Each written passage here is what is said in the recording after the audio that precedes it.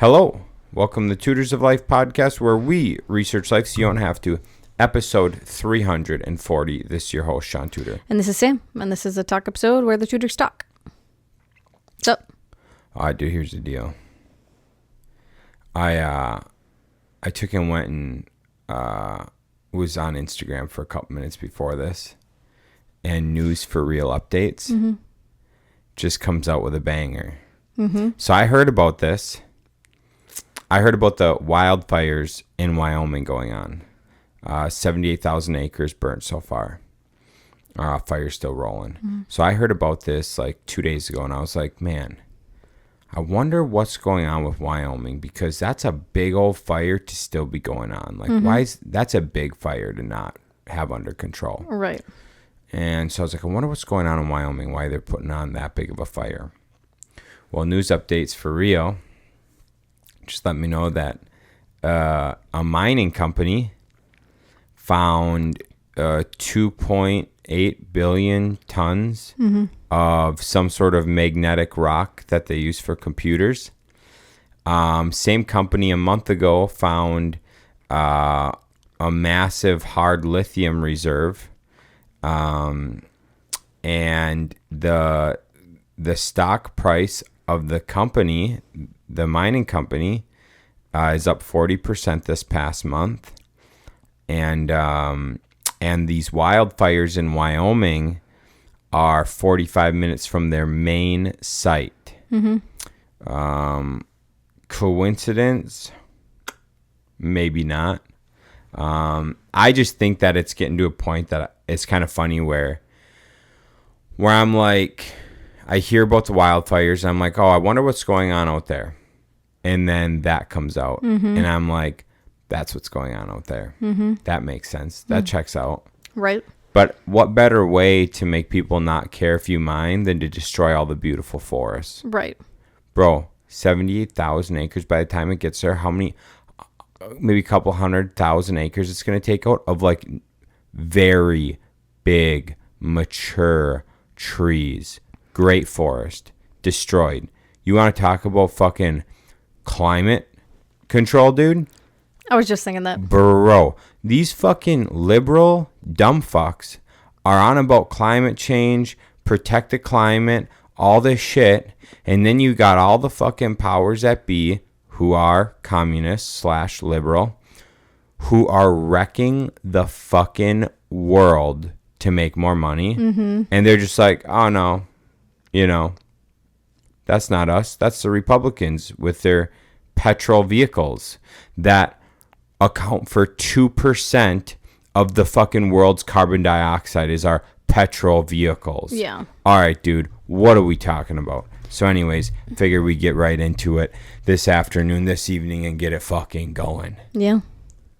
I mean, we've told you guys, you all know, it is more harmful to the environment to make batteries than it is to use a gas car. Plain and simple. Also, maybe not have all these politicians and global activists flying around in private jets. Okay. Private jets.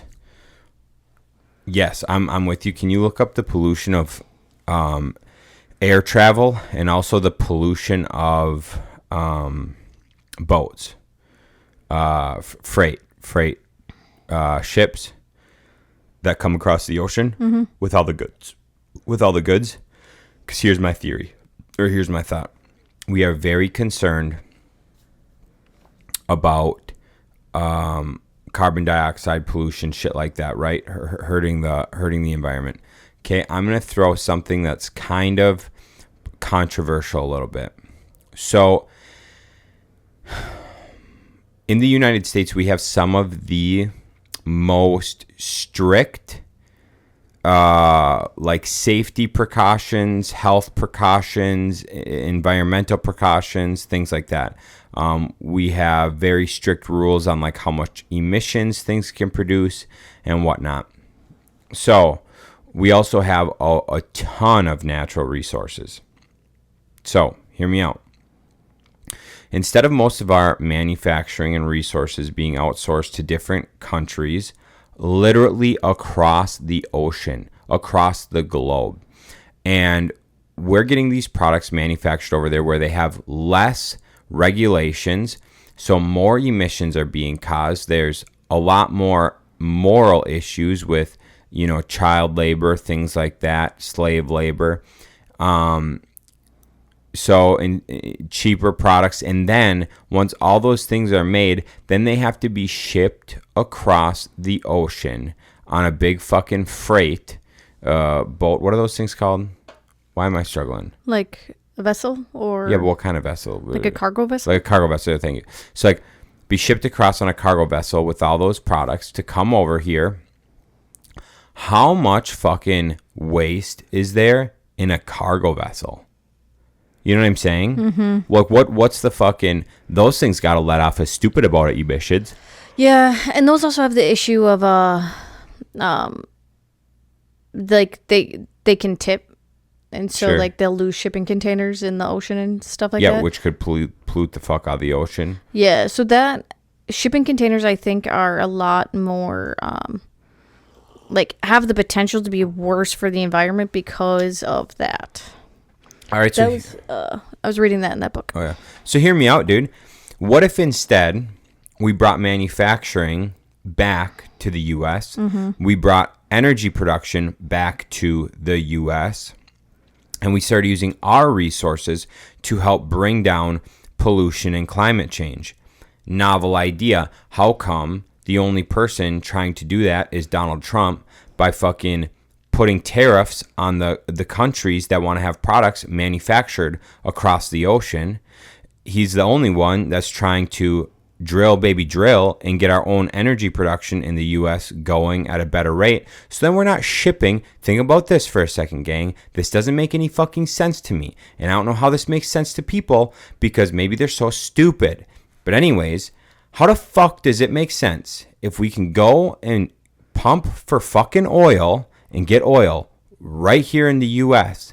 How does it make sense to send a fucking cargo vessel across the ocean using petrol to then load it up with petrol from a different country to then drive it the fuck back with petrol to then come back here and get shipped around the U.S. with petrol so then we can fill up our vehicles?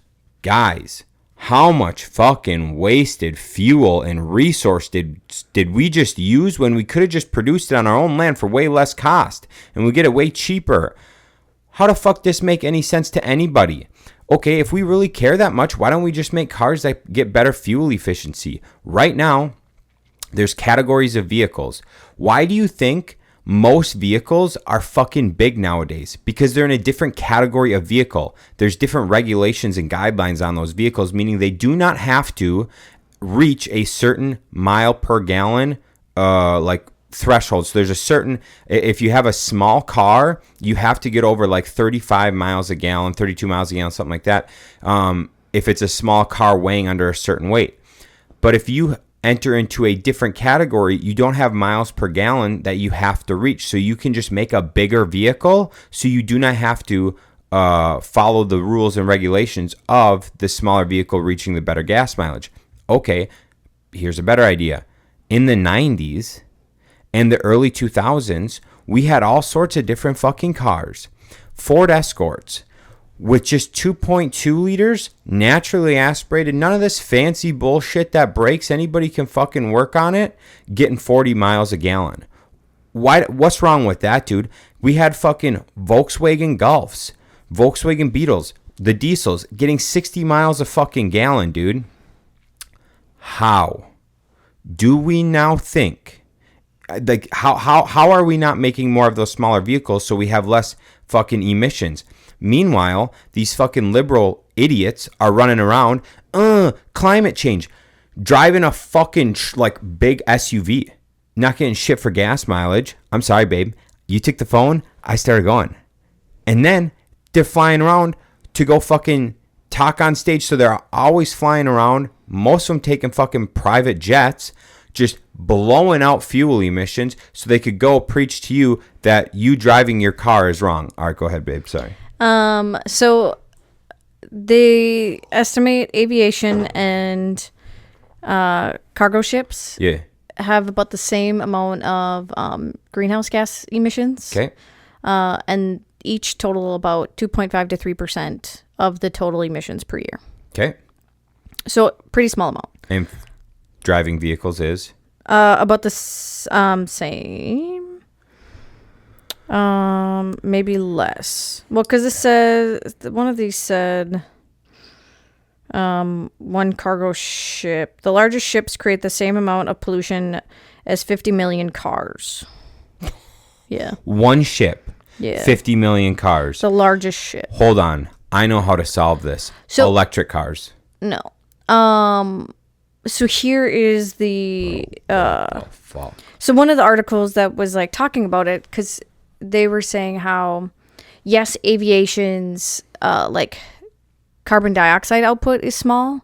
It's the other things that come with it that cause the climate to warm. Ah, like what? So they cause like a lot of like water vapor in the with the, they don't call them chemtrails, but Right, the seating yeah. or whatever. No, it's just like from any plane. Oh. Because like it's all that like hot air. Yeah. It's making water vapor Sure. in the environment, which Yeah. is then causing so they say like aviation is a lot, even though they produce the same amount of greenhouse gases as cargo ships, because of like the water vapor and some other like chemical changes that happen in the air from planes, they're a lot worse for the environment than a cargo ship.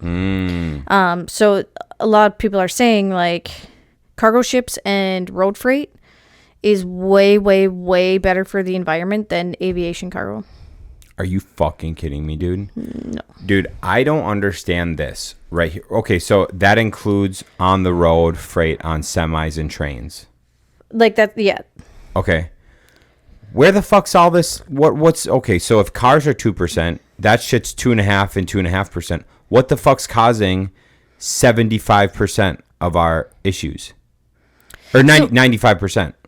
So, I mean, you got to think like naturally there's going to be CO2 in the environment, right? Like we breathe out CO2. Okay. Cows breathe out CO2. Yeah, and then the fucking trees in Wyoming help eat that up and give us oxygen back. Right. Yeah. Yeah. So carbon dioxide is not a bad thing. No, it's not. Better to be warmer than colder. Yeah. And you're never going to have like a perfect equilibrium or whatever. For sure not. So that's why like you're not going to see like outrageous numbers. Well, so what's like heating houses then or something? Like I just don't understand. Like why would anybody throw a tissy over 7%? It's because or 5%. It's because someone at some 7%. point in time was like, it's the carbon emissions that causes the environment to or global warming. We're talking about 7%. Yeah. Well, so, but where's the other 93% coming from? Just from natural, like, well, I don't know how much, but most of the carbon dioxide is from just natural processes. We really started a movement over this? It's because idiots don't understand, like, there's other processes with, like, Dog, with everything. hold on. Yeah, if you can find that. My thought is this. If it's 7%, there's got to be a lot more emissions man-made naturally that's coming. Because if we're... I kind of want people to understand this or like think about it with me. If we're concerned about carbon dioxide, our number one concern should be preserving forests. Okay? Mm-hmm. So preserve trees and rainforests. Okay? If we're truly concerned about carbon dioxide, you tracking? Mm-hmm. We need to worry about rainforests and trees, number one. Yeah, 100%. Over anything else. It does not matter. That is the most important thing ever. We need more firefighters. We need more fucking wildfire prevention, everything. Mm-hmm. If you're telling me right now carbon dioxide is the biggest issue in the world for climate change, why do they allow wildfires to continue for so long? How come those fires seem like they were started by people and not just a wildfire? Mm-hmm. They're like to then produce and mine things. You just killed hundreds of thousands of acres of good forest that can help with our carbon dioxide so you can mine. Your cause is bullshit. Like, this is bullshit. Yeah. It's everything is just to manipulate people so then they can fucking make more money. What do you got? You got any? Do you find anything else? Yeah, but I don't know if I believe. I don't care. Just article. read it out. Let's just hear a little bit of something. So this just says coal makes up 40%, oil 32%, natural gas 21%, cement 5%. So natural gas and coal and oil. Mm-hmm. Okay. That could make a little more sense. But this one says oceans provide the greatest annual amount of CO2 of any. Oh, this is of any natural. Okay. So what I'm. Wait, natural CO2 sources account for the majority of CO2 released into the atmosphere. Okay, so what you just read is kind of bogus. That's what I think. Yeah. Okay, that makes sense. Yeah, because I'm pretty sure. Yeah, I don't know. I'd have to do so much more research into this. The one thing that they did say that I do kind of remember is like any excess CO2 that's in the environment, like the ocean absorbs, which causes the ocean to be more acidic. Oh, interesting. And I kind of remember that, but I don't know how. What that does. Right. Okay. Other sources of CO2 include animal and plant respiration, decomposition of organic matter, forest fires, emissions from volcanic eruptions. There are also natural occurring CO2 deposits found in formation layer. Yeah. So anthropogenic CO2 sources are part of everyday activities and include from power generation, transportation, blah, blah, blah, blah, blah, blah, blah. But it makes it sound like...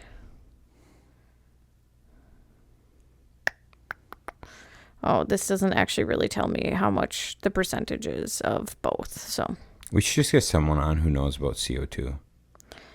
Yeah, but it's just so hard because they're going to probably be on one side of the spectrum and who knows like how... Well, I just want to know what causes CO2.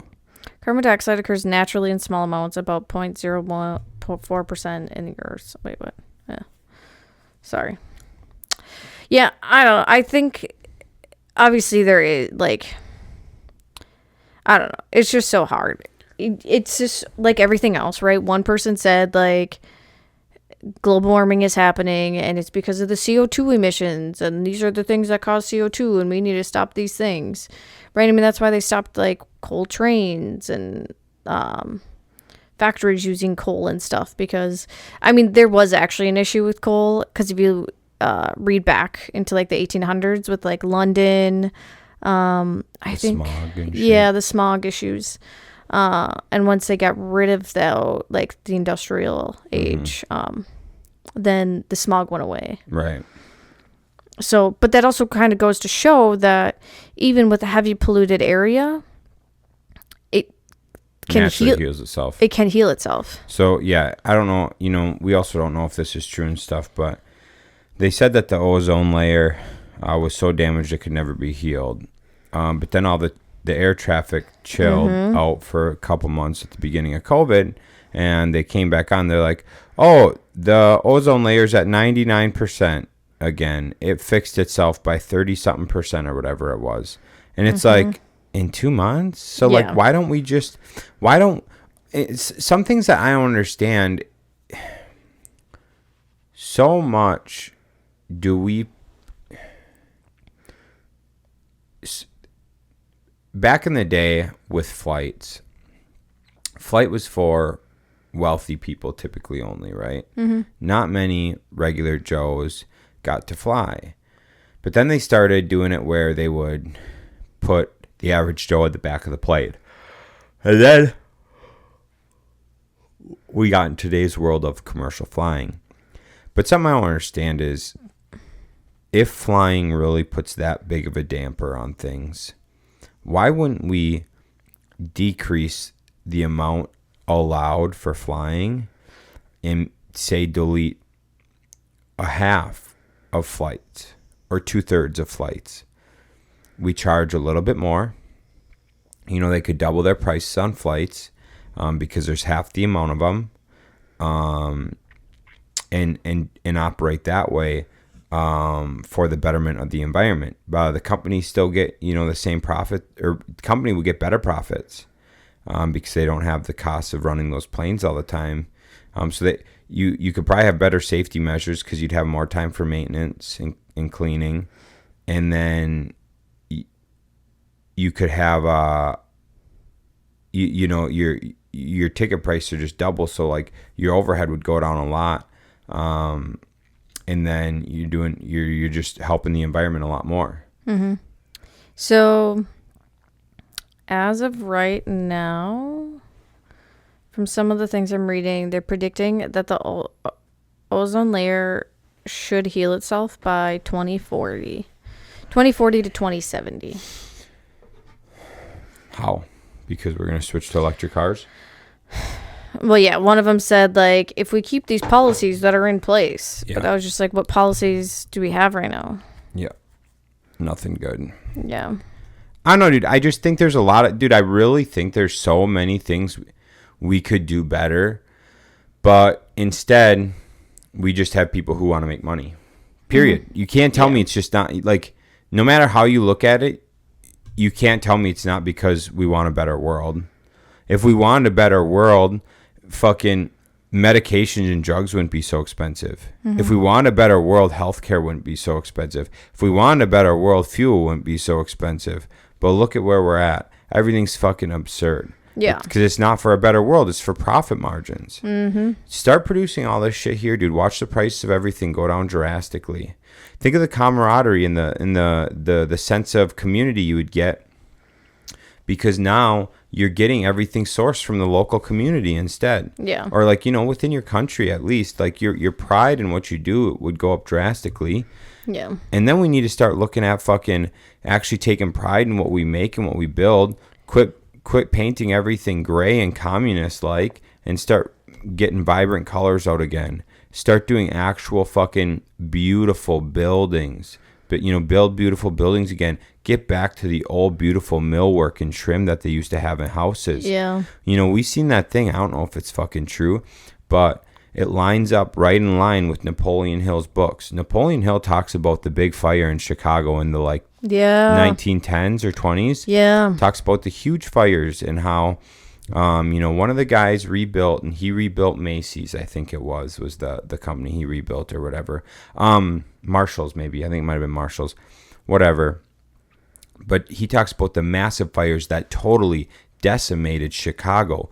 And then a guy on Instagram, we saw him do a couple posts, and it was about it was showing pictures of what Chicago used to look like years ago before 1910, and the pictures, they were like drawings and shit, canvases, whatever, essentially of a city that looked like European cities. Mm-hmm.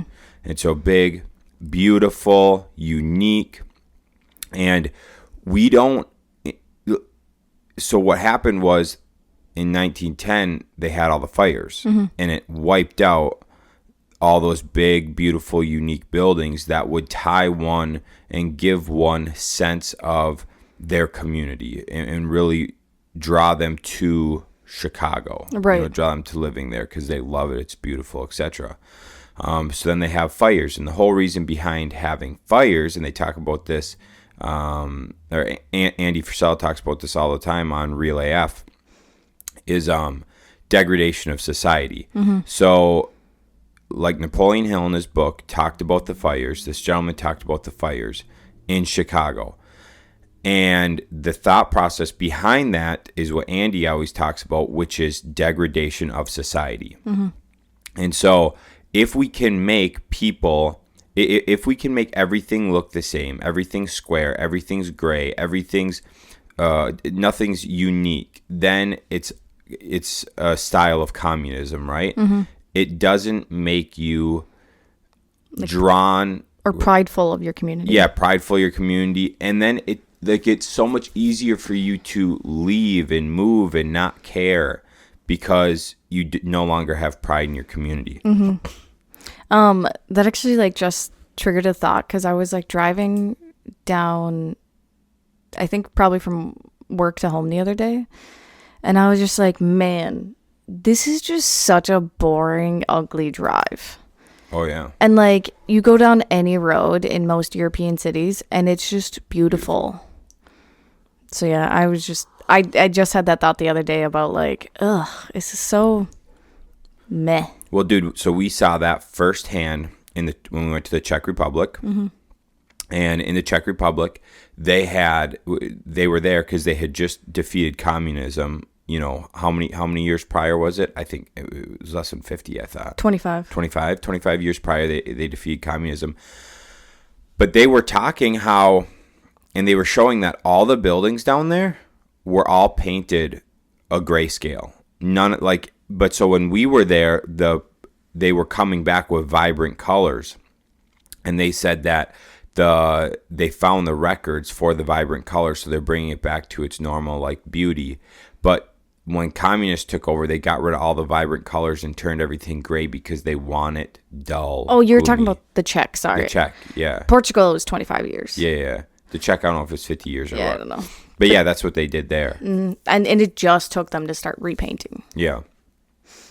But yeah, I mean, so if we're thinking about the degradation of society, right? So think about the houses being built today. Okay, think about the ranch houses. Just think about most of the houses being built today, right? And then think about the houses downtown Eau Claire, like the Victorian style homes over on the West Hill of Chippewa. All the Victorian style homes that are beautiful. They have the beautiful hardwood floors. They have the hardwood doors. They have all the custom millwork. They have the vaulted ceilings. They have the fucking rounded walls. There's so much time and so much skill that went into building those buildings that they stand out. They're very unique. Outside is not just vinyl siding. It's fucking cedar shakes, it's wood lap siding, some brick. It's just, they've got random shit everywhere. Instead of just normal shingles, they might have like a cedar shake shingle. They might have like a clay roof. You know, there's so many cool things they did with these old houses, big porches, shit like that, to really give it a different curb appeal. And then the feeling inside is so different. A lot of it, they have like custom built-ins. Yep. Just all like the cool design and millwork is just ugh. And then like certain parts of the walls and shit, they do like different wallpapers, things like that. Yeah. You know, for your accent walls and stuff. And we see that coming back when we did the Parade of Homes in Minneapolis. Oh yeah. There was one house that I was just to die for. It was so cool because it looked just like the trim work around like this entryway was just beautiful, and we looked at it closer and it was just 3 different types of trim stacked on top of each other to just bring in this unique, cool shape. Yeah. And then it also had like actual stone as the floor in parts of the house. So not tile, not like a tile stone, like it was legit stone because it was very wavy. Right. Oh, that house was so cool. I was just thinking about too the remember the square things in that library? In the ceiling? I don't know what those are called. Oh, sure. Yep. Yeah. But that one, was that the aluminum one? Is that what you're talking about? No. It was a different one. It was like the sailboat house. He had a bunch of sailboats in that room. Oh, okay. Coffers? It's just like the wood raised, like the dropped in the ceiling, right? Yeah. No, I mean, dude, that shit's super cool. And like when we take apart some older houses, because we worked on some older, those houses, they have it. A lot of it's not crazy. It'll just be like a square stock trim for the base that they put on top, another piece of trim that they put on top, another piece of trim. So a lot of the times it really is like just 3 different pieces of wood which when it's all put together, and I don't know if they painted it back then or not, or if they just stained it. I'm not sure what they did, but they put those pieces of wood together and it just changes it. Oh yeah. And even in some of the newer houses, we see it a lot more. They'll take and put, even in like some of the stock homes and stuff, like nothing, not crazy custom homes, they'll just have like a little bottom trim, like a square stock, and then they'll have the trim on top, Yeah. and they'll do it mission style. And even that, dude, that helps so much, so much. Well, and that's like kind of the reason why I liked the two houses we have bought is because one, their shapes were so unique. I mean, like they're both square, but there were 2-story houses, and they were just like both of them are just very kind of weird. This one is obviously like an old farmhouse, but sadly, like someone redid a lot of it before we moved in, and you can tell because all of the casings around the windows and the doors are just square and flat. They're square flat. The only good thing about someone having redone it is we didn't have to deal with any lath and plaster. Yeah, that's very true. And So most of the electrical was updated. yeah. But we did keep the hardwood floors. We redid any of the hardwood floors that were in the house that were left. Which so that was all of upstairs has hardwoods. Yep. And then one bedroom on the main floor. Yep. The rest didn't have the hardwoods anymore. But so we did refinish those. Obviously, we painted everything gray, but at the time we didn't know if we were keeping the house or selling the house. But as you can see, I like to decorate my walls with Legos, so that's kind of what brings our color into our house. Yeah, yeah. Which is good because the wall color is communist gray, so it's good to bring a little vibrance into the home. Yeah, I don't think Legos are very communist, so. No, it doesn't seem that way. But yeah, back to talking about the houses, the older houses and stuff, which I guess we're still talking about that, is like Kyle and I have talked, and we've talked that it'd be kind of fun to restore old houses. And I think it would be awesome. I think it'd be a crazy skill to learn. But the downside, it seems, at least for where we're at, is it doesn't seem like Eau Claire would be a big market for it. No. And there's not like, you can tell by the parade of homes in Eau Claire compared to the parade of homes in the cities. And like, we've got a lot of old Victorian style homes here, you know, between downtown Eau Claire and like the West Hill and Chippewa. Yeah. And then down by the university, what's that called? The third ward. The third ward. I mean, but the downside to that is so many people have already started changing them to apartments.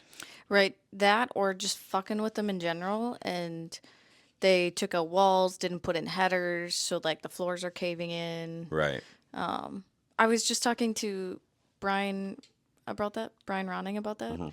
Because he was mentioning how he was considering buying some flips in Ashland. Yeah. And I told him about the one we walked through, and I was like, you got to be careful, dude. I was like, they've been fucking with these homes for however long and didn't do it right. Right. And I was like, we could have bought a house for $20,000 down there, and with all the foundation work it needed, the header work, it still wasn't worth it. No. Because the house was just, it's so, if someone was to live there and put the time and money into it, then I think they could make it work. But like people like us who just want to flip it, it's just, it wasn't worth our time or money. No, it's too, and there's so many properties like that, right? That people let go too far, and they don't put the time into it while they're there. And I mean, it's a dual-edged sword, right? Number one, the skill sets to maintain those homes are disappearing. There's so few people that do it, and I'm sure the few people that do it charge an absurd amount, which makes sense because they're the few people that do it. And then the other people, the homeowners, the other part of that sword is the homeowners are cheap. Yes. Dude, I cannot fucking tell you. So this right here is one thing that makes me very timid on like doing more Customer work? like customer work, but like learning the skills to like restore homes. Oh, yeah. in this area in particular. If we lived in the cities, it'd be a completely different story. Over by Green Bay, whatever, completely different. But like here, dude, everybody, they can have those beautiful, nice old homes, forever homes, and we'll go in and look at them, and they're like, "How can I get a bathroom for 10 grand?" And you're just like, why do you want a bathroom for 10 grand? Yeah, I'm like, dude, what do you like? You're in your forever home. You've been here probably 15, 20 years, so you can't have a whole lot on the mortgage left. And you want to just cheap out and go with like normal finishes in your fucking 1900 house? Right. Clipping shower and tub instead of tiling the shower. Dude, I'm like, what do you mean? Like, Right. what do we like? Like, what? How much is that difference in the grand scheme of things? Like, but people, we've gotten, so we've gotten so far in the realm of, hey, let's not spend our money, let's not be prideful in what we have. And I noticed it, a customer job a customer we're working with right now, right? I really am like relieved and happy when I find a customer who's more concerned about the home than the price. Like the quality. They want the quality, they want it unique, whatever, over price. And I've talked to people in the industry around here, and it seems to be people who are in their forever home tend to be more focused on that, Yeah. on the like, this needs to be the best, right? And so working with a customer, and so right now, dude, your basic like basement renovation, adding egress windows, finishing it with like LVP floor, doing your drywall, getting your cup lights in, doing your flush, what am I saying? Your recess lighting, doing just a clip-in shower in the bathroom, normal vanity, right? So I'm talking just like your rental grade finishes on a property. In a basement, it's like 50 to 60 grand right now. Yeah. And so if most companies you're calling for just a normal basement finish is throwing you 50, 60 grand. Okay. Well, so we go and meet with this customer, and he's already done the clay roof. He's got the nice egresses installed.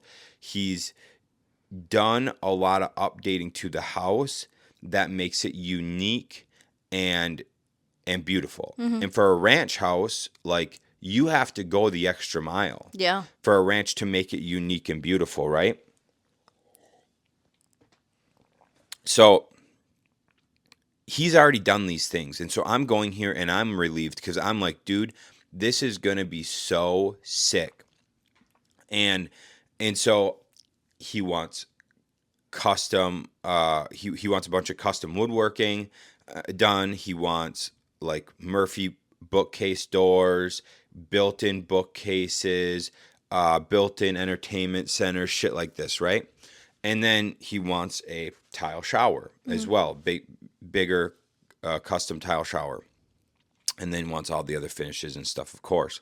And so, we're having a discussion around 80 grand because, for the extra custom woodworking and the extra tile shower, it's an extra 20 grand.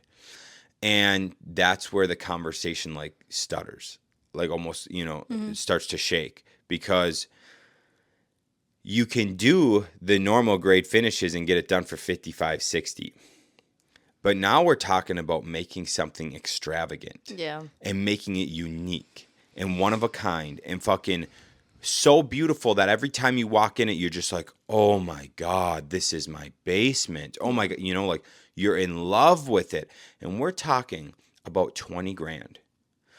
So you're already spending 60. You're talking about 20 more grand. So you're talking about a quarter of that pie, or spending a third more than you would have if you spent the 60, right? Yeah. To fucking, instead of just the normal shit you see in every house, okay, cool, to be like, holy shit, you were thinking 20 grand. And it fucks up my brain, dude, that so many times, so many people we meet, they're in their forever home or whatever, and they are seriously not willing to spend 20 grand to just make that shit insane. Yeah. They're not willing to spend the extra 10 on a bathroom to go, holy fuck, I want to be in here. Right. Right. And we've dealt with customers who have for sure. And it's beautiful. It's great. But we've dealt with a lot of customers who it's just like, how do we make this as cheap as possible? It's like, why do you want to do that? You're in here forever. What are you talking about? But so on that, we saw a ranch house. Do you remember the house yet or no? I still don't remember it. All right, guys, just so you know, we've had multiple technical difficulties. If you're watching, you've seen us fucking do a clothes change because it's the next day. You've seen us change mics. All sorts of shit, dude. We've had multiple technical difficulties. Yeah, you guys should watch this video. It's going to take me probably a week to put this up. It's going to be all fucked up. But anyhow, I was hoping Sam remembered the house by the now. house I was talking about by now, but she hasn't. But that's all right. So anyways, the house, it was over by Kyle's. Normal ranch home. I think we looked at it around 2021. You walk in upstairs and you're like, yeah, this is a nice house. Typical ranch. Typical ranch house. Looks all right. You went downstairs. We went downstairs. And immediately I was like, hold up. What the fuck is going on? So normally down the center of a ranch house, you have your support beam, right? And so you got your pillars every 8 feet or whatever, 10 feet for supports. Are you talking about the one by the elementary school? Like Locust Lane or whatever? Right over here. Yeah. I have the pictures. You have the pictures. Sam's got the pictures. This house, yes. All right, dude, there we go. Yep, So it's almost worth it for all the technical difficulties. It's for me to remember what this house was. Yeah. This bathroom was beautiful. Okay, dude. All right. Okay. So you walk downstairs, and normally when you walk downstairs, there's some sort of half wall or you see like pillars that aren't great, right? No. They took and they had these pillars wrapped white. Built into the pillars was a bar. A beautiful bar. A beautiful bar down the center. So you had like bar stools so you could sit and chill.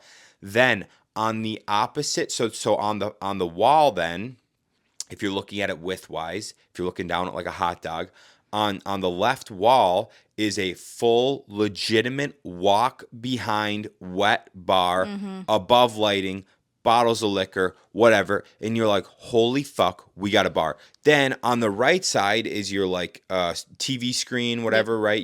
I don't remember if it was like a drop down screen or whatever. It was something, but you like right in front of the bar, you had like a sitting area where you could watch TV, and it was beautiful. Yep. And so then there's this room, this random room a little ways down, and I'm like, what the fuck is this room for? This is super weird. And I walk over and I open it up, and there's the furnace. And I was like, hold on. Because a lot of the times they put the furnace in like centered in the house so they could run the ductwork easy. And so I was like, wait, they took and fucking put this in a closet and deleted it. Or, got rid of it. Instead of making that whole backside the utility room like most people would have done, they would have took that whole third of the house and made a utility room. These people, boom, did that. Then the left side was... water heater? Sorry, the left side was the bedroom. Yeah. It was the full bedroom. And then the other side was another room, and you went in that room, and there was a closet, and in that closet was the other utilities, the water heater and shit like that. And so they finished out like this whole basement, but still had more than enough access to all the utilities. Yep. So then you go to the other side. So where you would go up the stairs, on the opposite side of where you'd go up the stairs was this walk-in bathroom. Oh my God, it was Go beautiful. ahead. You remember it? Yeah. Well, I just remember like you walk in and it wasn't a plain Jane bathroom no matter what, but it had like, was it a double vanity in there or no? I don't remember that much. I just remember it was tile fucking galore. Yeah, it was beautiful. The flooring was all tiles throughout the bathroom. And you like walk in, you just see the vanity, the toilet, and you churn, and it is this massive, and I mean massive shower. Like twice the size of Ryan and Eva's, probably. No, it was probably honestly similar size. Theirs is so fucking big. I don't know. It was massive. Because I remember Shaun and I both walked in there and we're like, what? I think the reason it looked so big was because... that bathroom was big just in general. Yeah, but it was a half wall instead of a full wall. Yes, yep. And so you had your half wall with the glass. But the tile work was so beautiful. It was all, oh my God, it was to die for. Yeah, that's why it looked so big, was because of the not going the wall to the ceiling. And the ceiling height in that basement too was like your standard 7 feet. Yeah. But they made this. Oh my god, yeah, they made this basement so beautiful. So, boom, here we are in this sick ass basement, and me, Sam, and Kyle are like, I don't know if Kyle was there. all right, Sam and I are like, you can do this to a fucking house. Like, you can make a ranch look like this. I never thought you could make a ranch look like this, right? Which brings me to my next thing. We were so blown away by that basement. We were like, when we went into that house, the reason we went into that house was because Sam and I were like, a fucking ranch house for 320 grand. What the fuck is wrong with these people? In 2021, so by like most ranches at that point were like 280, 250. Yeah. So we were like, why is this one so much money? So Sam and I go in because we cannot add up how this is even possible. And we go in and we see it. And Sam and I are both like, oh, that makes sense. Like, we wouldn't pay for it, but we know why people would pay for it, right? We would just do the work to the basement ourselves and do it. But, like, we understand now why somebody would pay for this. And the upstairs, too, by the way, like, was all completely updated, like, nice, everything. Like, it's not like the upstairs was just, like, plain Jane compared to the basement. Everything was pretty nice. Yeah. Oh, there was a beautiful deck out back, too, wasn't there? Oh. So it was like a very nice composite deck. Yeah.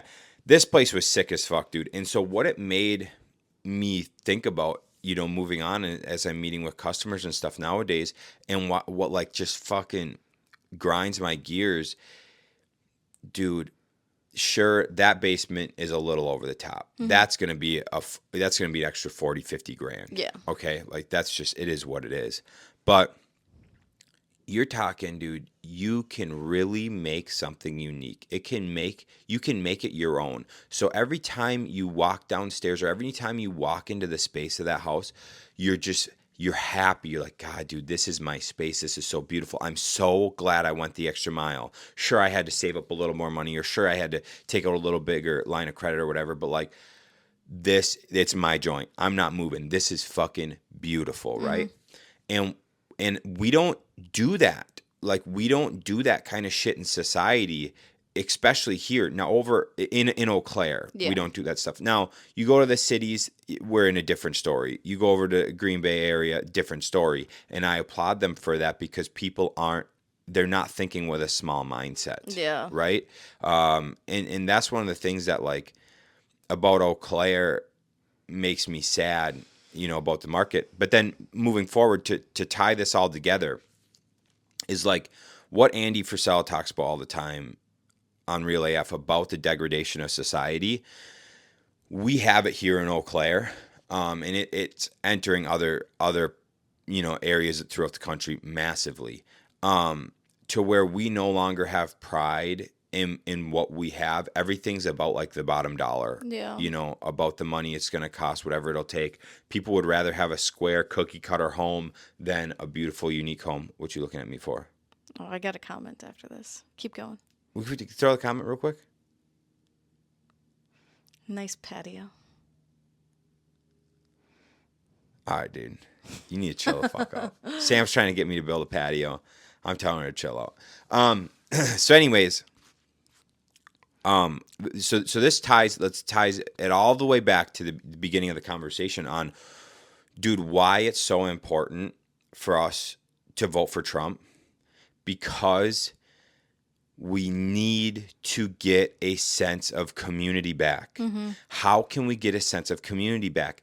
It's from bringing all the work and everything back to the U.S. It's putting the tariffs on the manufacturing companies. It's bringing the work back to the U.S. so we can be prideful in what we make over here, right? And along with that is, yes, we need Robert Kennedy Jr. alongside of him to help with like the health issues, the health crisis and shit like that. We got to nix a lot of the vaxes. We got to get rid of a lot of the fucking processed the foods, processed the foods. dyes, the pesticides, 100%. all of it. Dude, we got to get rid of that shit. And yes, we need a team like that to make it happen. And I know people, don't necessarily don't like Trump and stuff because he's obnoxious, loud, whatever. He's mean. But dude, we got to do these things to bring pride back to our country so that we can thrive again as a country and have ownership of what we have and not just fucking outsource everything because it's cheaper to outsource when it's for sure worse for the environment. Yeah. Well, and think about too, like we have we have athletes who represent the USA in the Olympics kneeling or like saying they don't want the national anthem being played. And it's just like, then why are you representing our country? 100%. Like, also, one of them was fucking Brittany Griner, Yeah. who we fucking bailed out of Russian prison because she was a dumb bitch. And gave them the fucking, what the hell was that guy they traded her for? The A couple Angel assassins. of Death or something? Yeah. For a fucking basketball player Yeah, who dog. then afterwards still was like, I don't care about the US. So crazy to me, dude. Yeah, like we need to be more prideful of everything again because like I mean just look at everyone in society. If you go out and about here compared to going out and about in Europe, they make fun of us for it because we don't take pride in how we look, how we act, none of that. Like we're honestly I don't know if cuz like our parents and grandparents were raised no like being told like you live in the greatest country in the world and that just like made us all like snobby and snarky. I don't know if that's like what stemmed all of this, but now it's just like pure laziness and just disgust and just like, well, I know better so I can dress how I like. I can be as fat as I want. I'm happy with who I am. I don't care Right. what other people think of me. I get that, but also like be proud of what you did and what you do and like it makes yourself feel good when you're like fit and when you look dressed nice, like all that stuff. Like we need to bring the pride back. So I'm gonna throw a couple things at you real quick. So number one, I legitimately wonder. So I think the reason I think all this is possible is because I think people are so easily distracted. Mm-hmm. And so our normal state as a person is comfort. Yeah. You always seek comfort as a person, no matter what. And so it's really easy to be comfortable and it's really easy to be distracted. And so what I mean by that is if they're the thing that where I'm a little different is I know when I get comfortable and when I was off a test, it was easy for me to be comfortable when I was off a test. Mm-hmm. So low test is like a huge proponent of being lazy and being like content, right?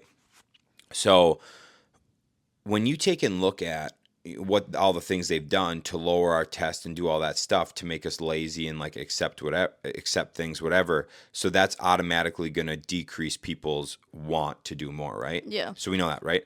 So the thing that fucks me up though is this, like our parents, and so like the generation before us, dude, if you watch any movie from the 90s and before,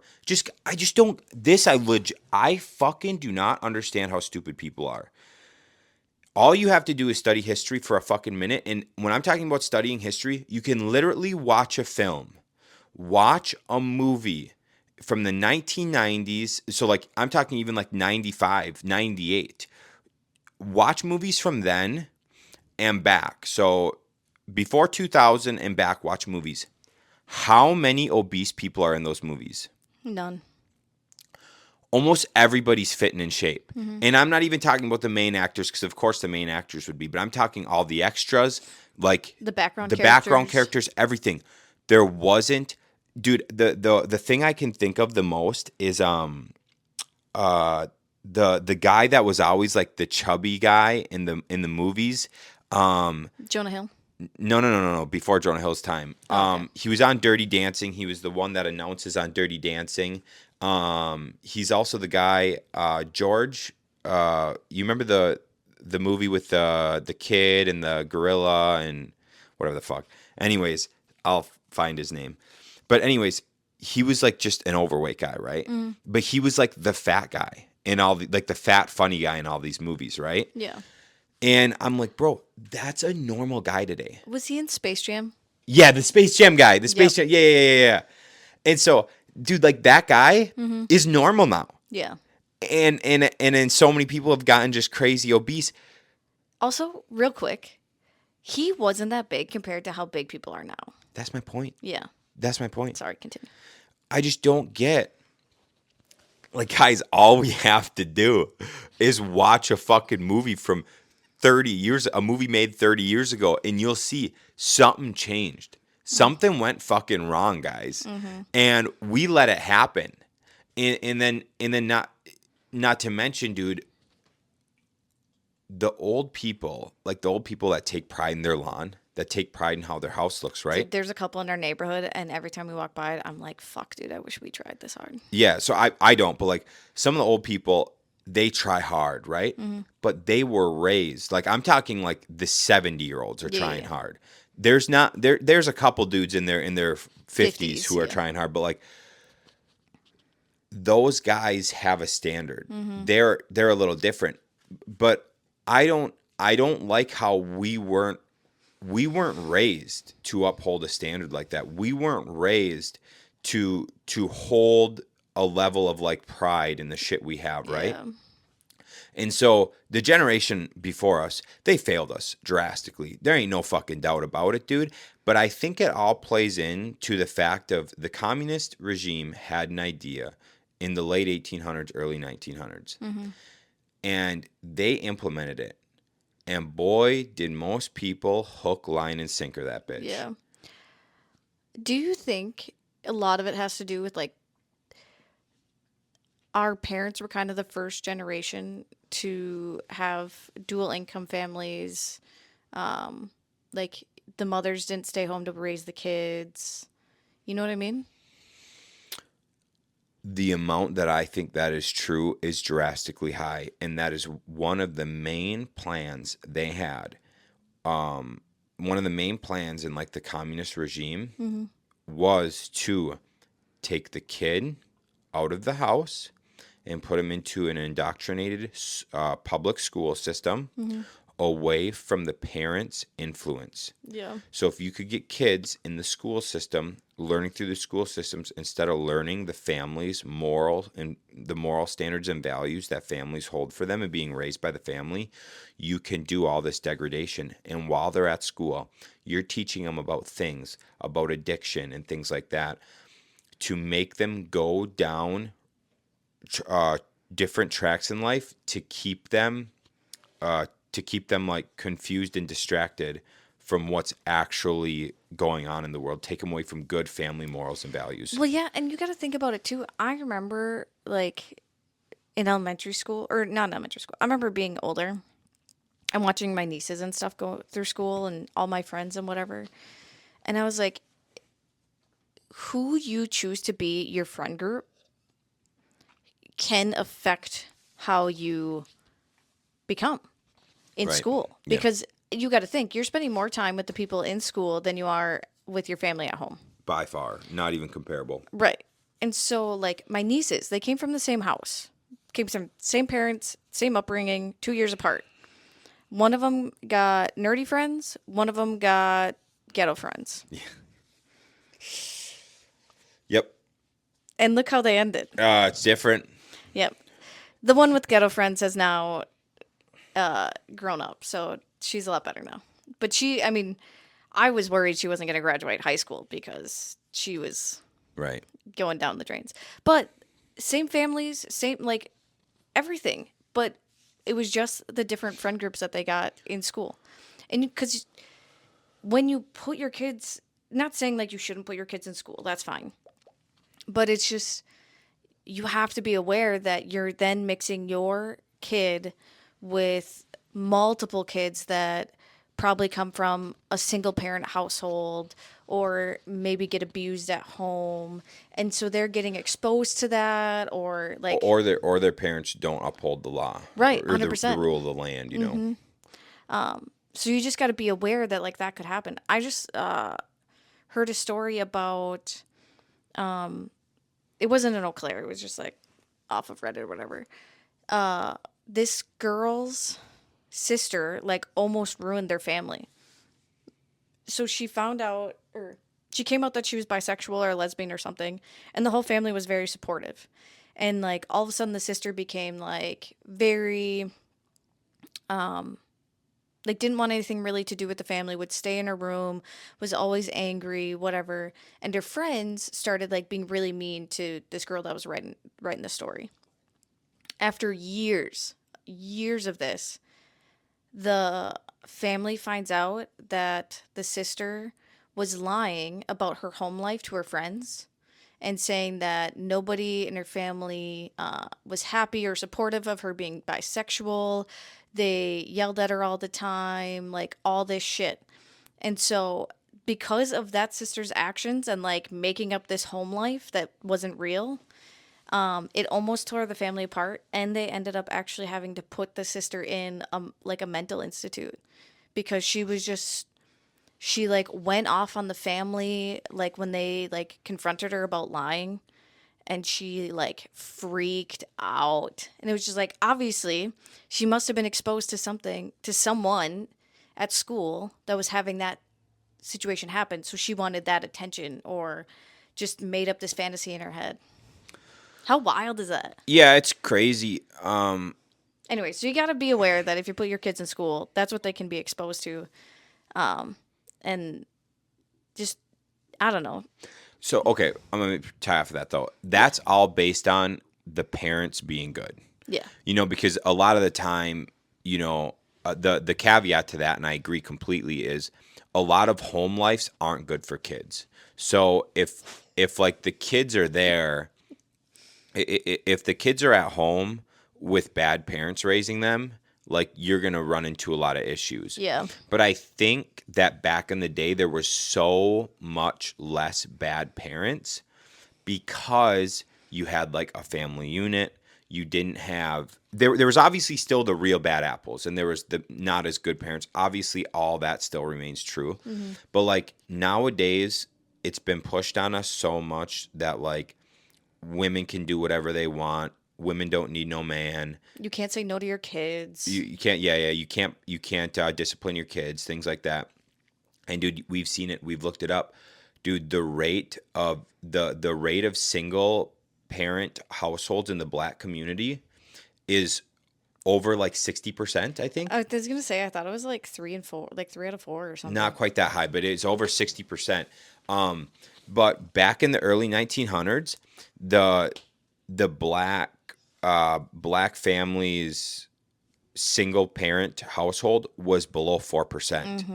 So in less than 100 years, we went from the lowest single parent household to the highest. So went from like below 4% to over 60% in 100 years. Okay, so how'd that happen? Clearly that's not fucking nature. No. Clearly that's influence. Mm-hmm. And so, but to keep going on what you're saying, I think we've allowed this influence to come into our homes way too much. It's influenced all these people. People have been living off of emotion instead of living off of like discipline and living off of values and morals. They're living off of influence and emotion. And so I believe that if we can open our eyes as a society, I think it would be a lot better for the community as a whole to go back to most people raising the kids in the home and then the husband going out and working. Yeah. I cannot tell you, dude, do research. All I got to say is that's how it was for years and years and years and years. And it seemed to have raised a lot better people than we have today. Yeah. But that's because everyone gets indoctrinated in fucking communist style public education. Yep. So anyways, do you got anything else? Be prideful. That's about it. Be prideful, gang. It's just, I know it's tough. Oh, actually, like pay attention to your like local elections. That's the first step in like helping the country change, is by paying attention to your local elections. Sadly, like Eau Claire is a place where most of the local officials are all. If you look on the ballot, there's only one person, and they're all Democratic. Right. So I mean, the only change Sean and I could do would be to run ourselves, or, I mean, we could start going to the meetings to see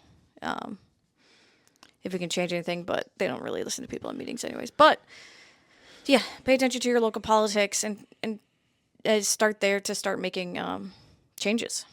Yeah, and even even a step before that is I know it's difficult because TikTok exists and stuff, but getting off your phone and paying attention to your family and like your own household and clean up your own household, clean up your shit in your house, make good standards, have good values, and start teaching that to like start living that life. You have to be the first line of examples to then teach your kids that, so then your kids can be that line of examples. Fix your front steps.